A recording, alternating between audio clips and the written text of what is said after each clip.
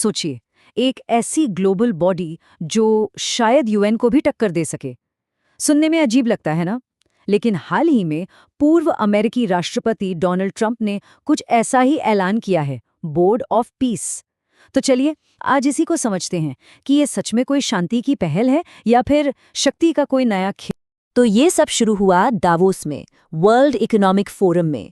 दुनिया के सामने एक नई और कह सकते हैं काफी शक्तिशाली संस्था की पहली झलक पेश की गई। और देखिए, ये कोई आम बैठक नहीं थी। ये एक ऐसा लम्हा था जिसमें शायद ग्लोबल पावर बैलेंस को हमेशा के लिए बदलने की क्षमता। तो सवाल बिल्कुल सीधा सा है, आखिर ये बोर्ड ऑफ पीस है क्या चीज?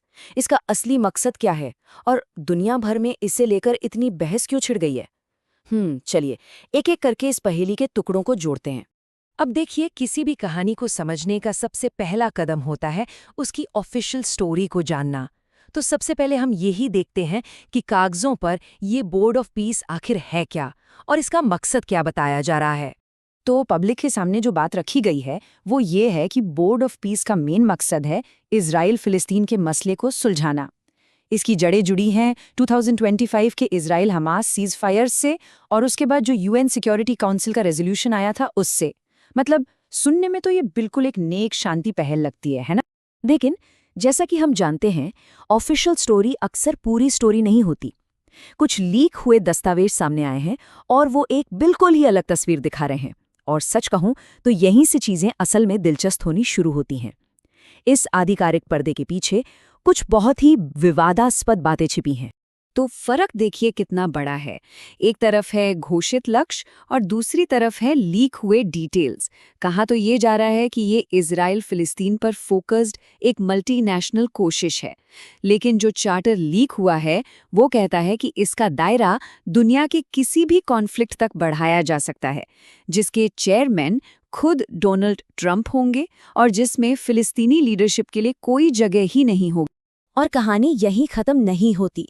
लीक हुए चार्टर में कुछ और भी बातें हैं जो कई देशों के लिए कह सकते हैं चिंता का सबब बन गई हैं। जैसे कि ट्रंप खुद चेयरमैन है, एग्जीक्यूटिव बोर्ड में उनके दोस्त और परिवार के लोग हैं। फिलिस्तीनी लीडरशिप को तो पूरी तरह से बाहर रखा गया है, लेकिन इजरायली पीएम नेतन्याहू को शामिल किया गया है। और सबसे बड़ी बात, ये इशारे मिलते हैं कि ये बोर्ड आगे चलकर यूएन की जगह लेने की कोशिश कर सकता है। अच्छा, और इस खास क्लब का परमानेंट मेंबर बनने की कीमत जानते हैं? $1 अरब। जी हाँ, ये इतनी बड़ी फीस अपने आप में एक बहुत बड़ा विवाद है, क्योंकि यही तय करती है कि इस एक्सक्लूसिव क्लब में कौन एंट्री ले सकता है और कौन बाहर रह जाएगा। अब जाहिर सी बात है, इतने बड़े कदम पर पूरी दुनिया एक साथ तो आएगी नहीं, और हुआ भी यही है। इस पहल ने दुनिया को लगभग 2 हिस्सों में बांट दिया है। एक तरफ कुछ देश हैं जो बड़ी तेजी से इसमें शामिल हो रहे हैं, तो दूसरी तरफ कई बड़े देश हैं जो इससे दूरी बना रहे हैं। तो चलिए देखते हैं कि ये नई जियोपॉलिटिकल बिसात बिछ कैसे रही है। ये जो बंटवारा है ये बिल्कुल साफ नजर आता है। एक तरफ सऊदी अरब, यूएई, पाकिस्तान जैसे देश हैं जो बोर्ड में शामिल हो चुके हैं, वहीं दूसरी तरफ भारत और अमेरिका के कई पुराने सहयोगी देश हैं जो या तो खामोश हैं या फिर उन्होंने इससे दूरी बना रखी है। और यही बंटवारा इस पूरी पहल की ग्लोबल एक्सेप्टेंस पर एक बड़ा सवालिया निशान लगाता है। भारत की सिचुएशन इस पूरी उलझन को समझने के लिए एक बेहतरीन केस स्टडी है। देखिए, एक तरफ तो अमेरिका, यूएई और सऊदी अरब जैसे देशों के साथ रिश्ते बनाए रखने का प्रेशर है, लेकिन दूसरी तरफ कई बड़ी चिंताएं भी हैं, जैसे चार्टर में जो एक तरफा बदलाव किए गए हैं, फिलिस्तीनी लीडर्स को बाहर रखना और सबसे बड़ी बात पाकिस्तान की मौजूदगी और इस बात का खतरा कि कहीं कश्मीर के मुद्दे को भी इसमें न घसीट लिया जाए। ये सब भारत के लिए बड़े रेड फ्लैग्स हैं। अब इस सारे हो हल्ले के बीच रूस ने एक बहुत ही अनोखा और कह सकते हैं स्मार्ट दांव खेला है। बोर्ड में शामिल होने का जो न्योता उन्हें मिला, उसका उन्होंने एक बड़ा ही दिलचस्प जवाब दिया है।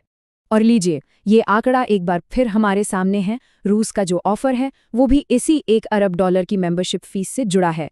लेकिन कहानी में एक बहुत बड़ा ट्विस्ट है, एक पेंच है। तो रूस का कहना है, हाँ, हम $1 अरब डोनेट करने को तैयार हैं, लेकिन ये पैसा हम उन्हीं रूसी फंड से देंगे जो अमेरिका ने फ्रीज कर रखे हैं। अब ये देखिए कितना स्मार्ट डिप्लोमैटिक मूव है।